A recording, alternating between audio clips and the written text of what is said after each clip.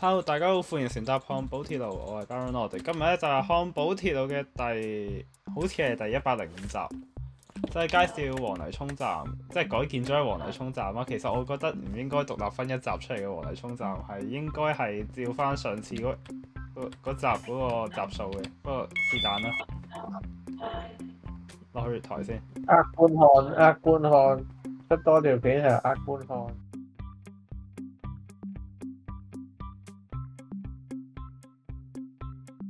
往黃泥涌，列車即將到達，請先讓車上乘客落車。前往黃泥涌的列車即將到達，請先讓車上的乘客下車。The train to Wang Nai Chung is arriving. Please let passengers exit first.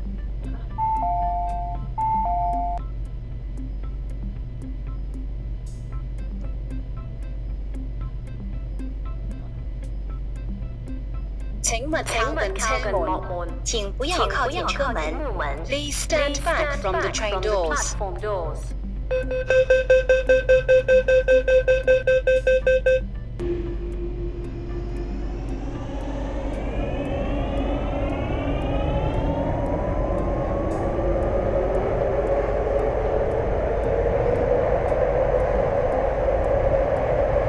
下一站黃泥涌，乘客可以轉乘薄扶林線。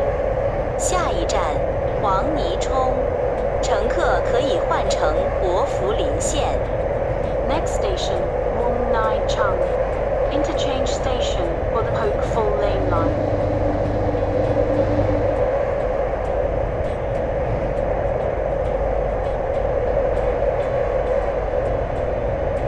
黃泥涌呢個係西赤線嘅尾站，多謝乘搭漢寶鐵路。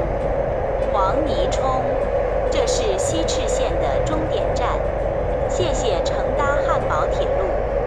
Wang Nai Chung, end of the Sai-Chek line. Thank you for travelling on the Burger Railway. 請所有乘客落車。請所有乘客下車。Please exit from the train.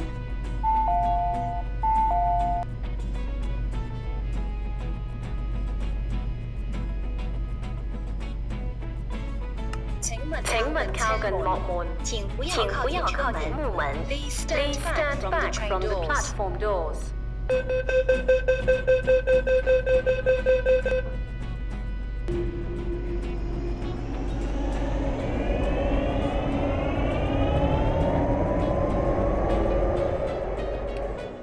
咁我哋話咁快就嚟到黃泥涌站啦。咁我哋呢個黃泥涌站就係一太子阿經改建過嘅。我記得我之前喺 YouTube 嗰個 community 都有出過 post 係預告呢樣嘢嘅，不過冇諗我隔咗咁耐先出，係啦。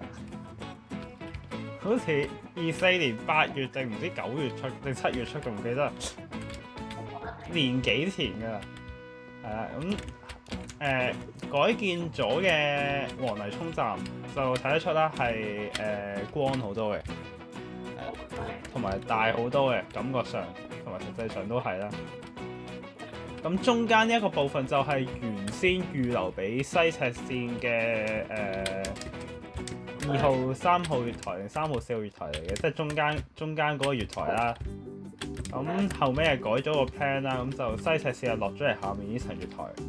咁因為呢一樣嘢啦，成個結構都係要改嘅，咁就成個站改建咁樣啦。好啦，咁黃泥涌站個主色一樣都係呢個啡色嚟嘅，咁就冇改到啦。呢個站就變咗做2層嘅上下嘅倒式月台啦，可以睇得出啦。咁4號月台就係西赤線嘅終點站。而3號月台就係西赤線往西貢方向嘅，係啦。咁往西貢方向，車尾就條樓梯上到去上面嗰層月台啦。然之後呢度有個野生嘅 burger 啦。之後行到過嚟偏中間嘅呢部分咧，就有部 lift 啦，咁就係幾大嘅一部 lift 嚟嘅，咁就係方便乘客轉乘啦。因為呢個站設計嚟都係方便俾人轉乘嘅，其次就係方便啲行山客啦，所以都有專屬嘅配套嘅，係啦。然之後呢度就有條直接來往大堂嘅一對扶手梯啦。呢度就係上齊月台落嚟嘅扶手梯，呢邊應該係條上嘅，係啦。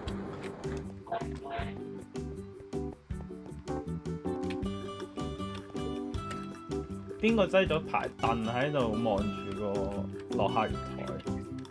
咩料？然之後呢度就有個老神起嘅車站藝術啦，咁相信係 Minecraft 嗰個廢棄礦坑嘅 element 嚟嘅。應該係啦，然之後再行到過嚟呢一邊就係呢個嘅扶手梯啦，都係想落去2層月台嘅，係啦。咁下層月台睇完㗎啦，應該。咁啊，上去上面嗰層月台睇下啦。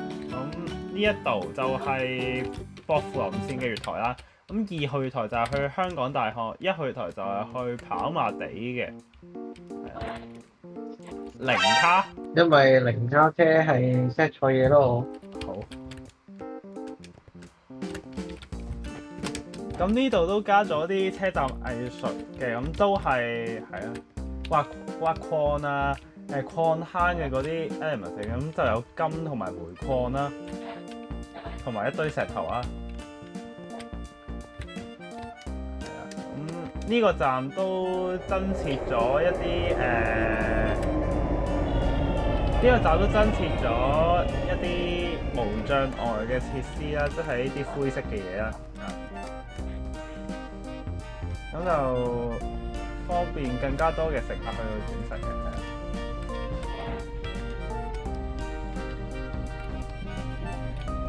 冇記錯嘅話，呢兩個即係呢條樓梯同埋呢條扶手梯係原有嘅扶手梯同埋樓梯嚟嘅，咁就係啦，咁嘅樣咁啊，肯定係原本嘅扶手梯嚟嘅。咁呢度又多咗條樓梯咁樣啦，呢度原先嘅部分嚟嘅，呢個都係。咁呢邊就係一開始講嘅嗰條樓梯啦。好，再上翻嚟。大致上都係講，其實冇咩講嘅呢層月台，可以講咧高樓底咯，光咯，照明咯，係咯，上去大堂啦咁就。咁呢邊就係分開嘅一個閘區嚟嘅，咁就淨係呢條扶手梯同埋呢條扶手梯啦，咁就出閘啦。有個客務中心喺度啊，不過應該係冇人用嘅呢個客務中心。然之後呢度有售票機啊、補貼機同埋查閲機啊。然之後呢個就係大啲個閘區嚟嘅。咁陣間再講翻入去啦。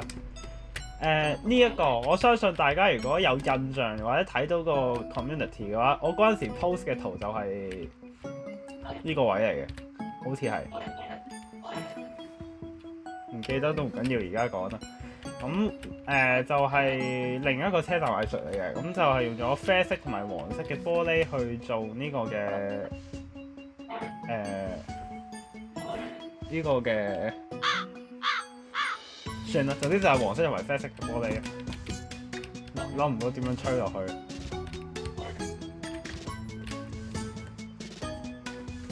然之後閘區入邊。即係主要嘅閘區入邊，最中間最盡頭呢個位就係lift，就係升降機。因為剩低嘅部分就係扶手梯同埋咩啊？呢一部嘅話就係有個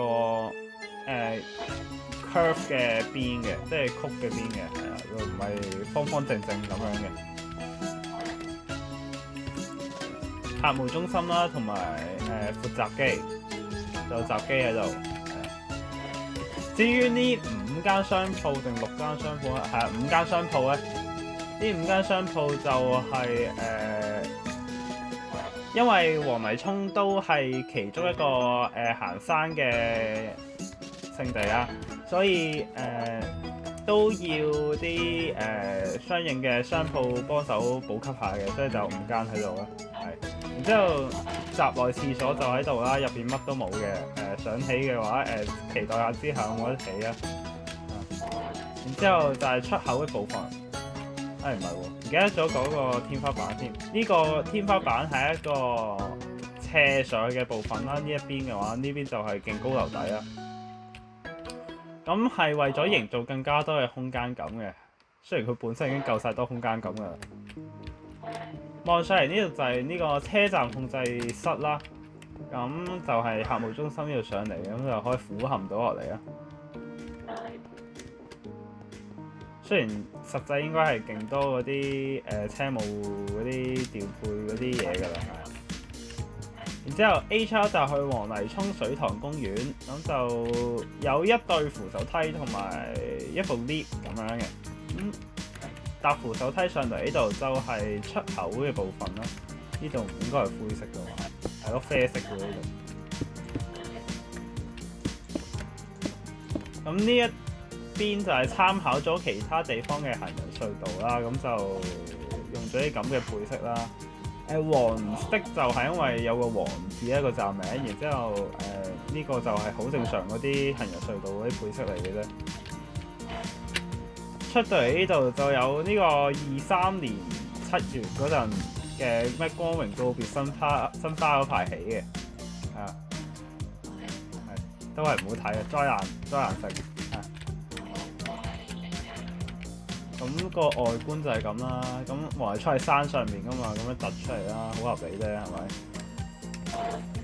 好啊，咁黃泥涌站嘅第2次介紹就嚟到呢度先啦。記得 like 同 subscribe 之後，記得開鐘仔就可以隨時收到出片通知。我哋下一集就係聽日嘅唔知幾點，就係介紹屯馬線嘅車公廟站。咁嚟緊聖誕就係會一連串出8集屯馬線嘅片嘅，咁大家可以期待下。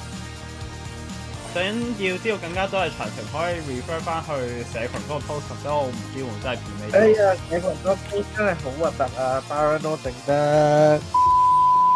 多謝乘搭放寶鐵路，多謝乘搭放寶鐵路，我嘅時間再見。多謝乘搭放寶鐵路，我哋聽日車公廟站翻嚟再見，拜拜。